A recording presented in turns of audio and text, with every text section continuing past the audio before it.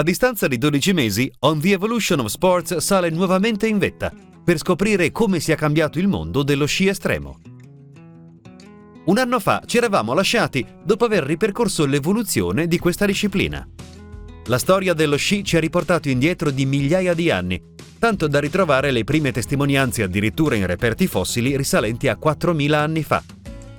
In Norvegia è stata rinvenuta un'incisione rupestre in cui è chiaramente identificabile una figura umana con degli inconfondibili sci ai piedi. In questa nuova puntata di Oteos vogliamo però raccontare un ulteriore elemento fondamentale per la pratica di questo sport, l'abbigliamento. Le guide alpine e i professionisti della montagna usano spesso ricordare una frase: la montagna è severa e non perdona. I rapidi cambi di temperatura impongono di essere severi, soprattutto con se stessi, ricordandosi di non affrontare con leggerezza nessuna sfida, sia che si tratti di una semplice discesa in pista o di una parete estrema. Sin dall'origine, l'abbigliamento aveva come obiettivo principale quello di coniugare agilità di movimento con isolamento termico e impermeabilità. I primissimi capi studiati ad hoc arrivavano dalla moda austriaca ed erano realizzati nei tipici colori terrosi e verdi. I materiali utilizzati all'epoca erano la lana pesante e gabardine per i maglioni, il tweed per i pantaloni e ampie pellicce a coprire tutto. Negli anni 30 si sperimentano le tecnologie come tweed e tessuti Burberry. Vengono introdotte le cerniere su giacche e pantaloni. Sarà poi Klaus Obermeier a rivoluzionare il mercato dell'abbigliamento con la creazione del primo parka imbottito di piuma d'oca. Nel 1961 videro la luce anche i primi occhiali da sole a specchio, le maglie di nylon, i primi scarponi da sci a doppio strato, i dolcevita elasticizzati e altro ancora. Per un'altra innovazione di questa portata sarà però necessario attendere il 1976, quando la famiglia Gore brevetterà il tessuto PTFE, ossia il Gore-Tex. Negli anni 90 sciare significava però ancora indossare strati su strati di indumenti molto spesso tutt'altro che confortevoli. Arrivando ai giorni nostri, le ultime frontiere della moda sotto zero prevedono un abbigliamento dedicato alla conservazione del calore corporeo e della sua restituzione all'atleta.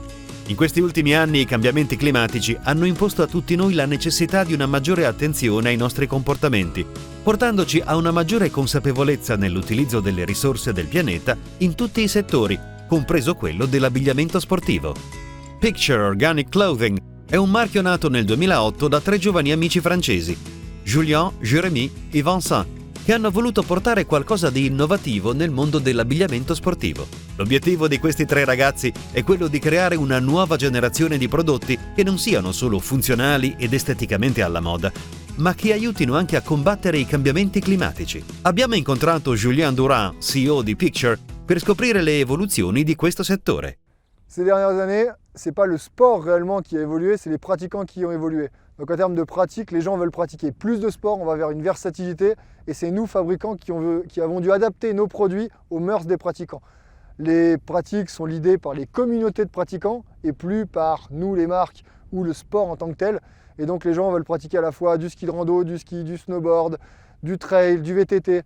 Et donc c'est là qu'aujourd'hui nos produits doivent s'adapter aux nouvelles manières de faire du sport. Les valeurs de marque Ride, Protect and Share sont l'essence même de la marque. Quand on a créé la marque en 2008, l'ambition c'était de rider, quel que soit le sport, tous les spots qu'on puisse rider et exploiter. Protect parce qu'on le fait dans la notion de protection de l'environnement, que ce soit dans une démarche Picture, dans la conception de produits ou dans la pratique. Et de share, la notion de partage, puisque c'est avec nos potes, notre communauté qu'aujourd'hui on prend du plaisir et c'est ce qui donne du sens à la ride. Donc ces 3 valeurs, c'est vraiment l'essence du projet et l'essence de ce qu'on est nous. Avec cette période Covid, on a vu vraiment se démocratiser les pratiques du splitboard, du backcountry touring, du ski touring. Donc c'est des pratiques qui nécessitent vraiment des équipements textiles spécifiques. Ce qui est recommandé, c'est vraiment la première peau qui sèche rapidement, une couche isolante type Primaloft ou Duvet et un shell 3 couches. Donc le shell 3 couches, souvent les gens ne comprennent pas vraiment ce que c'est. C'est une matière qui est construite en laminant 3 tissus. Donc on a un tissu extérieur qui sert à amener le déperlant, on a une membrane qui sert à amener l'imperméabilité et la respirabilité, et on a un polytricot à l'intérieur qui sert à protéger la membrane. Donc c'est quelque chose qui est très léger, souvent stretch pour le confort et très respirant. Donc c'est la superposition de ces couches qui vraiment vont amener un confort pendant la pratique et qui permettra de retirer une couche si nécessaire, si on a trop chaud à la montée, en remettre une pour la descendre pour ne pas avoir froid. Et c'est ce qui amène le plus de versatilité dans la tenue et le plus de confort. On nous pose souvent la question du vestiaire à adopter pour la pratique on-piste et off-piste. Sur une pratique on-piste, on a peu de pics d'activité d'intensité très élevés avec des intensités très faibles et donc on a souvent un produit qui fait tout. Ce produit en général, c'est un produit qui a un tissu membrané, imperméable et respirant, qui a une doublure à l'intérieur avec des zones respirantes pour un confort optimisé. Alors que pour la pratique off-piste, on a un pic d'activité très cardio où on transpire beaucoup. C'est là que la notion de 3 couches va être super importante. On va superposer des couches avec un shell de protection extérieure. Et à la descente, au moment où on pourrait se refroidir potentiellement au changement des peaux et autres, on a des couches isolantes qu'on vient superposer. Le vestiaire off-piste pourrait très bien convenir sur une pratique on-piste. Par contre, c'est un budget beaucoup plus élevé. Donc c'est pour ça que souvent, on a des différences de consommation en termes de pratique.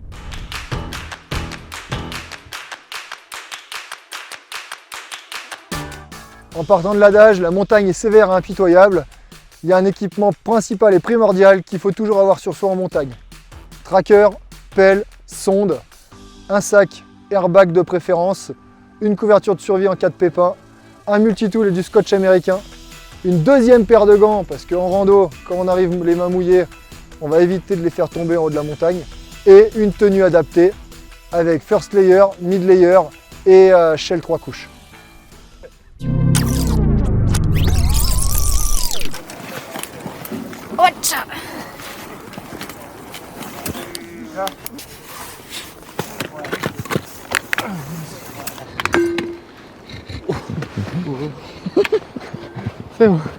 En ce qui concerne la fabrication des vêtements techniques, tout part du fil. Donc on part d'un fil. Aujourd'hui chez Picture, c'est des fils biosourcés, donc fabriqués à partir de canne à sucre. Ce fil, on va le tisser.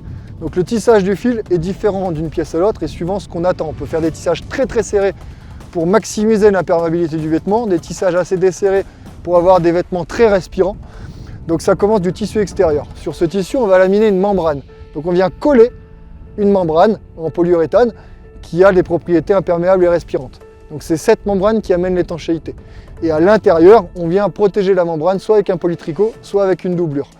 Quand on construit le vêtement, on va découper le vêtement à la manière d'un puzzle et ensuite on va assembler les morceaux ensemble.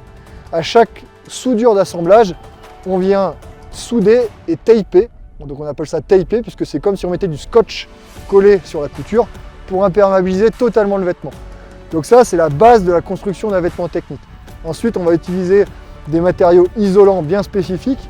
Donc le duvet peut être un matériau. Chez Picture, on a fait le choix aujourd'hui de ne pas aller vers des matériaux animaux, enfin d'origine animale, et on utilise du matériau synthétique biosourcé.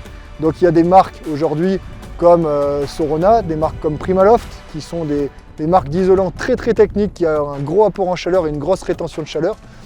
Et ensuite, au niveau des couches intérieures, on privilégie soit des polyesters traités anti-odeur pour un usage performance active qui sèche très rapidement, soit on va favoriser sur des vêtements un peu plus haut de gamme des matières assez naturelles comme la laine, qui ont des propriétés naturelles anti-odeur et qui sèchent également rapidement. Notre principale motivation dans la création du projet Picture, ça a été de créer une marque à mission. Lutter contre le changement climatique, c'est notre engagement. On s'est basé sur 3 grands principes pour mener le projet. C'est amener un nouveau design avec Jérémy en tant qu'architecte de formation.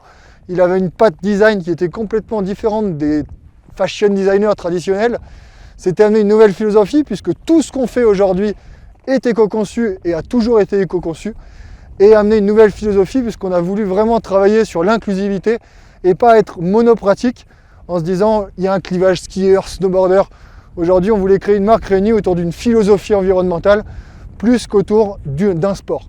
Et la versatilité des pratiques, c'est aussi ce qui nous caractérise à travers une pratique qui peut être du mountain bike, de l'outdoor, du trail, du ski, du snowboard, du ski de randonnée. Donc c'est vraiment l'essence même du projet. Les modèles économiques actuels sont basés sur toujours plus de consommation pour toujours plus de profit. C'est le modèle de la fast fashion et c'est le modèle auquel on s'est toujours opposé avec Picture en travaillant sur une doctrine consommer mieux mais moins. C'est l'objet d'une initiative qu'on a prise il y a 2 ans avec la garantie réparabilité à vie. On augmente la longévité du produit grâce à ça. On voit aussi les plateformes de seconde main qui se mettent en place, ce vers quoi on pousse nos clients à aller pour donner une deuxième vie au produit. Ça permet aussi à des clients qui n'auront pas forcément les moyens d'acheter un produit Picture de pouvoir se le procurer à moindre coût. Et donc on est dans un cercle vertueux qui permet vraiment d'aller vers cette doctrine du consommer moins et mieux. Nei prossimi anni ci saranno grandi eventi in Francia e in Italia. Come si preparano i grandi marchi ad affrontare queste manifestazioni? Picture ha le idee molto chiare. On va avoir deux grands événements majeurs, Paris 2024, puis les JO en Italie en 2026. Aujourd'hui, on nous demande souvent est-ce qu'on va capitaliser sur ces événements.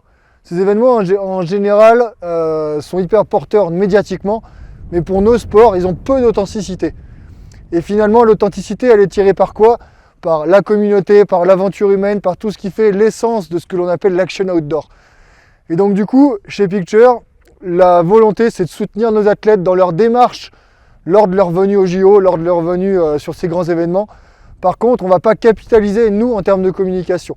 Donc en fait, ces événements vont enrichir la vie de l'athlète, mais nous, c'est la communauté que forment les athlètes qui vont enrichir la marque. Et chez Picture, quand on parle d'action outdoor, on valorise plutôt l'esthétisme à la performance, on valorise plutôt la dimension aventure humaine par rapport à l'exploit individuel. Et c'est là où aujourd'hui tout se passe autour de la communauté et pas autour de la performance. Donc on va mettre un point d'exclamation surtout à valoriser la communauté et nos athlètes au sein de cette communauté.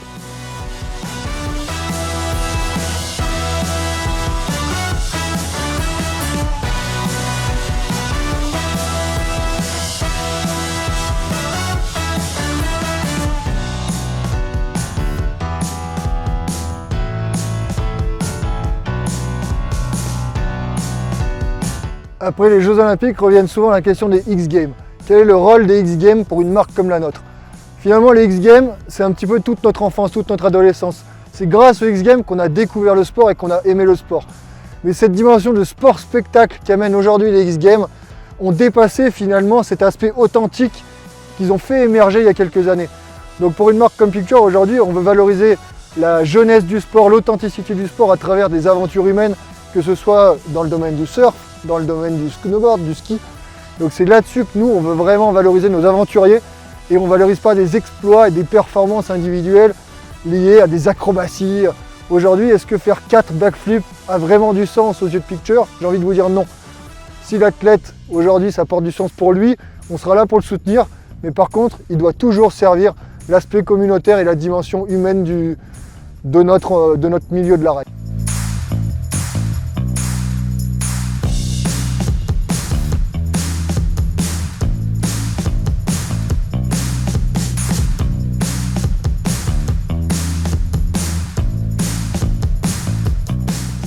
Est-ce que vous connaissez la définition du mot aphorisme? Il y a encore 20 minutes, je ne la connaissais pas. Et puis on m'a posé la question. L'aphorisme, c'est une petite phrase qui reflète exactement ce qu'on est. Et bien chez Picture, notre phrase qu'on utilise depuis maintenant 13 ans, c'est à la fin de la foire qu'on compte les bouses. Pourquoi? Parce qu'aujourd'hui, chacun va faire son chemin, chacun va faire ses erreurs, on va apprendre de ses erreurs. Et à la fin, on va regarder là où on est et comment on y est arrivé. Et pour nous, c'est ça qui est important. C'est faire en sorte que le chemin, il soit ce qu'il est, mais qu'il nous permette toujours d'apprendre et d'atterrir là où on veut atterrir. Il mondo è un bel posto e per esso vale la pena di lottare. Ernest Hemingway.